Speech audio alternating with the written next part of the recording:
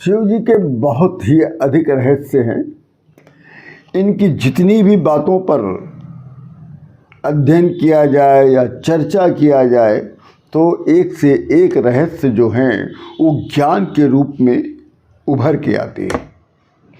इसलिए शिव जी को अगर जानना है या शिव की भक्ति पाना है तो शिव जी के शास्त्रों का अध्ययन करिए और नित्य अध्ययन करिए। एक दिन के अध्ययन से आप कभी भी पूर्ण नहीं हो पाएंगे। आज हम इसी के क्रम में आपको बताएंगे कि शिव जी के त्रिशूल के कंठ पर कुछ लोग डमरू बांध देते हैं। कुछ मंदिरों में आपने देखा होगा कि त्रिशूल लगा हुआ है और उसके ऊपर उसके नीचे एक डमरू बंधा हुआ है। त्रिशूल के नीचे के हिस्से को उस त्रिशूल का कंठ कहते हैं। वहाँ पर जब डमरू बांध दिया जाता है तो उसका अर्थ कुछ और हो जाता है। आइए इस विषय में हम आपको आगे बताते हुए मैं अयोध्या से शिव योगी प्रमोद जी महाराज आप सभी लोगों को सादर प्रणाम करते हुए मैं आपको इसी क्रम में आगे वर्णन करने चल रहा हूँ।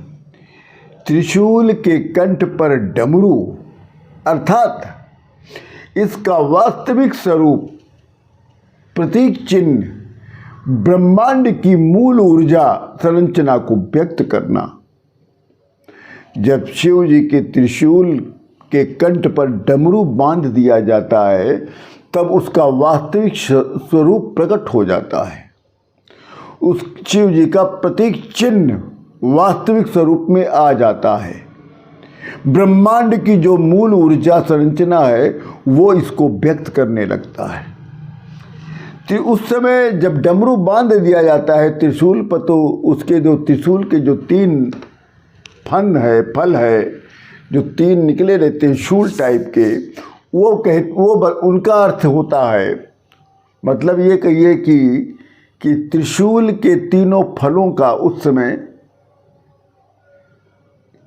ये अर्थ बताते हैं कि ये ऊर्जा संरचना और इसके अंदर से निकले हुए फव्वारे तीन प्रकार की ऊर्जा धाराओं में निर्मित होने लगती है और इसकी उत्पत्ति उस समय सदाशिव किससे होती है। अर्थात त्रिशूल में जब डमरू बांध दिया जाता है तो उसमें सदाशिव वास करने लगते हैं। सदाशिव निर्विकार परमात्मा प्रत्येक इकाई से शीर्ष कैलाश पर विद्यमान हैं। क्यों कैलाश पर ही क्यों विद्यमान है जबकि उनके विषय में हमने आपको बताया कि कई स्थान हैं उनके निवास के, मगर वो कैलाश पर ही क्यों विद्यमान रहते हैं? क्योंकि वहाँ पर घूर्ण नहीं होता। वहाँ क्या नहीं होता? घूर्णन नहीं होता।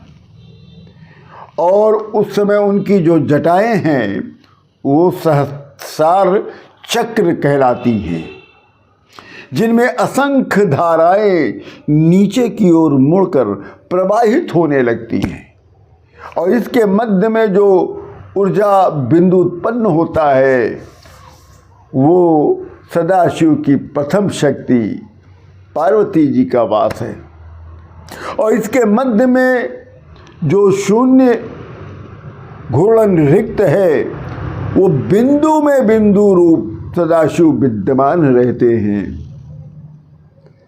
सदाशिव की शक्ति से बनने वाला डमरू नुमा भंवर अपने संपूर्ण अस्तित्व से परिप्रेक्ष्य में आद्या गौरी कहलाती है। यही अर्धनारीश्वर का वास्तविक स्वरूप है जिसका आधा शरीर धन और आधा शरीर ऋण से बना है। यही मातेश्वरी शक्ति ही शिव शक्ति की मूल तत्व को खींच कर विकसित करती रहती हैं और प्रकृति रूपी विशाल महामाया को उत्पन्न भी करती रहती हैं। ये सभी ऊर्जा धाराओं से आपसी मिलन और उसमें बनने वाली नई नई ऊर्जाओं से धन और ऋण को समागम से उत्पन्न एक जटिल ऊर्जा संरचनाओं को निर्मित करती रहती है।